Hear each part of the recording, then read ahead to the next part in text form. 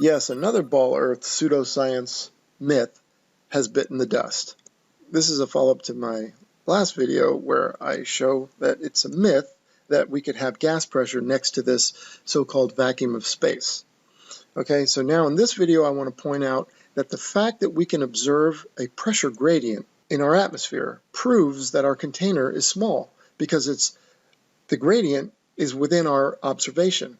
So do we even need a container for gas pressure? Well, let's see what it says. The pressure of a gas is the force that the gas exerts on the walls of its container. So yeah, we need a container for gas pressure. So a lot will say, well, yeah, but we have gradient pressure.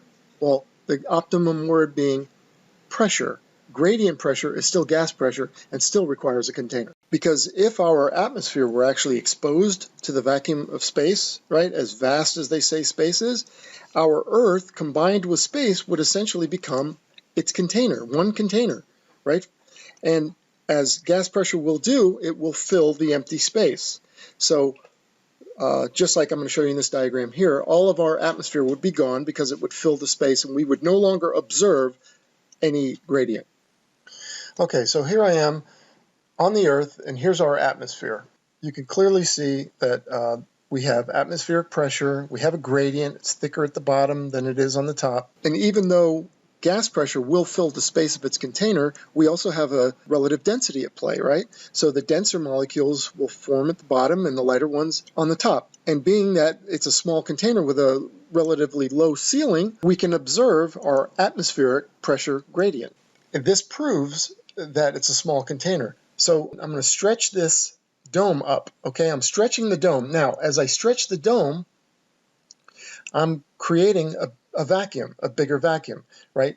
The same amount of air molecules inside, but the container is getting bigger, right? And as the container gets bigger, we stop being able to see the gradient, because relative to our size on Earth, the gradient is too big. Any gradient that exists, as you make the container bigger and bigger, we can't observe a gradient. But the fact that we do observe a gradient means our container is small.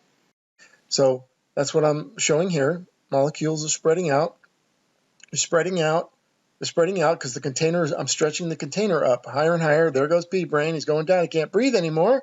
He's on the ground, and there's the Earth right there as a desolate nothing, because all the atmosphere and the water would be gone too, just like I showed with this when I use this turkey baster, right?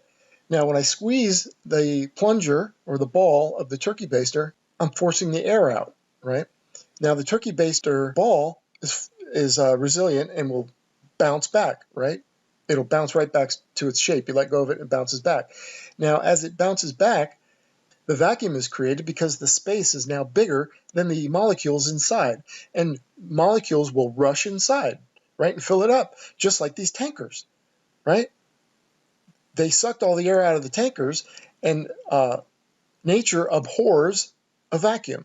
So the air molecules are trying to rush in, and they're trying to go through the container walls. You know, this is why NASA has some kind of facility, a vacuum chamber, and the walls are 6 to 8 feet thick, all right, because they don't want this happening to their little facility, right, as they suck all the air out. So I'm creating a very slight vacuum with this, and sucking the water in, no problem. Sucking the air in, no problem. In and out, air goes in instantaneously.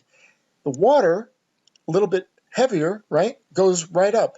So the atmosphere, again, would not last next to the vacuum of space. Now you might say, but gravity. Well, where do you think I'm doing this little experiment right now? I am on the gravity ball as we speak, doing this experiment. And I am sucking water up with a very slight vacuum, probably not as strong as the vacuum of space, right? And the water is coming up. So not only would we have no air, we have no water.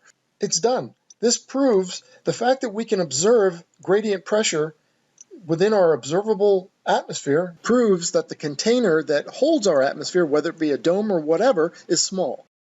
Thank you so much.